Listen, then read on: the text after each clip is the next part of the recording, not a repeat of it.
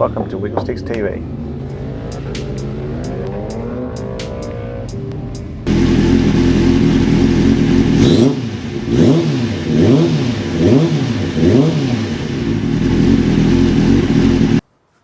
I'm just back from a pretty good spin. Did 100 or so Ks on the SRAD. It went awesomely. The flat side carbs make such a difference to this bike, both in the way it performs, obviously, but then also just the way it runs.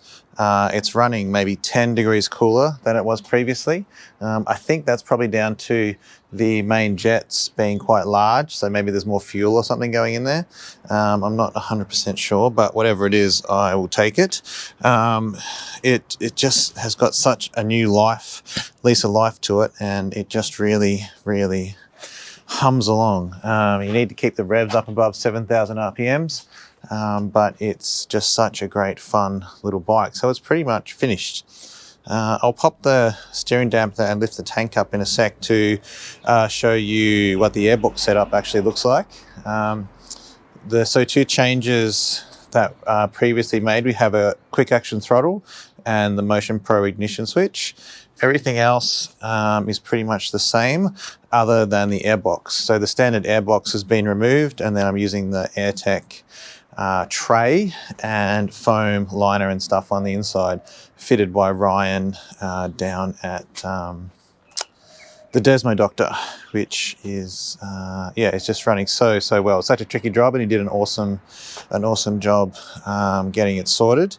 You can also see that we have the freshly painted fairings and stuff on there, and most of the stickers are on the side now. I've just got a couple of little ones to go, and I put these on at night, and there's a couple of little bubbles and stuff in there, but I will probably just redo them, as I've got a couple of sets of the stickers floating around. I just do them myself at the office. It's not too bad. So the front number board and everything, I made a headlight protector, just laser cut that, and then I've got it sort of molded to the front fairing.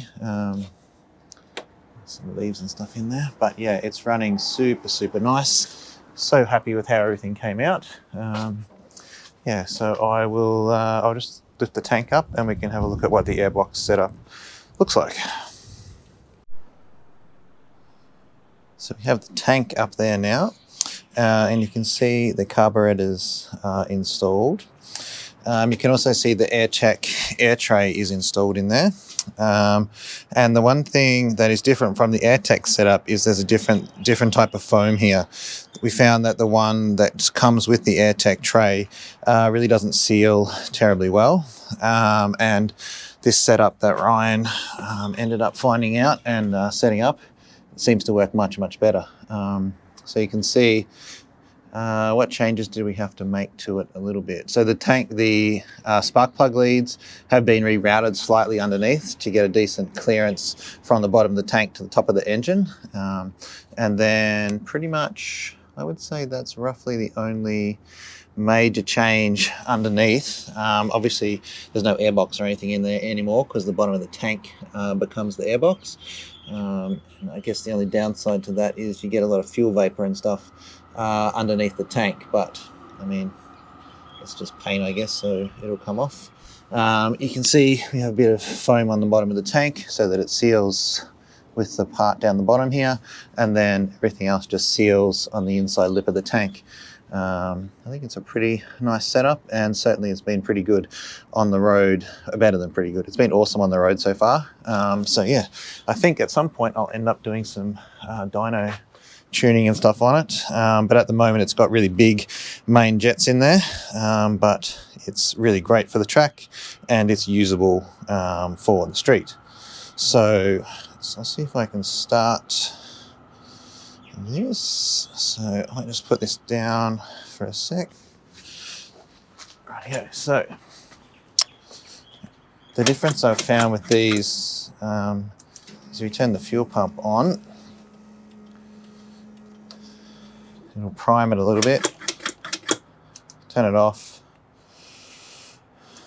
turn it on again, and then get a bit of fuel in the bottom of the carbs. It will start up pretty well. I've already ran this today for 100 Ks or so.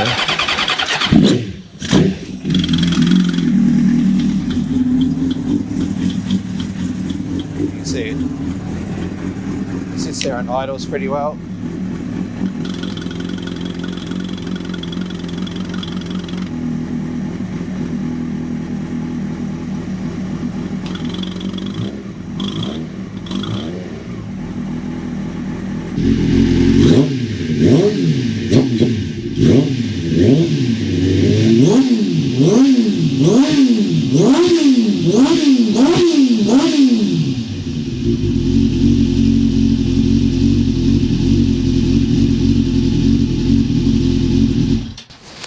So yeah, you can see it's a pretty awesome little beast. It's bloody loud, which I don't really mind. It's not a daily driver kind of thing, so it's it worked out pretty well, I think. So I think one of the next stages will be to go to the dyno and see how much power it's actually putting out.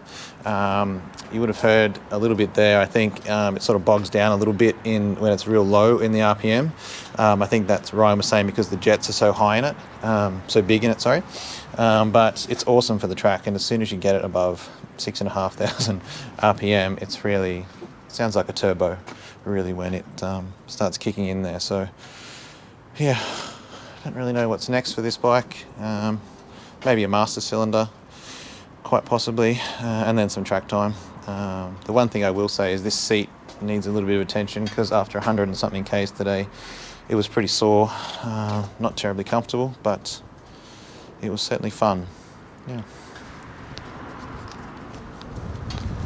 So yeah, thanks everyone for watching, and I'll see you in the next one, on the track maybe.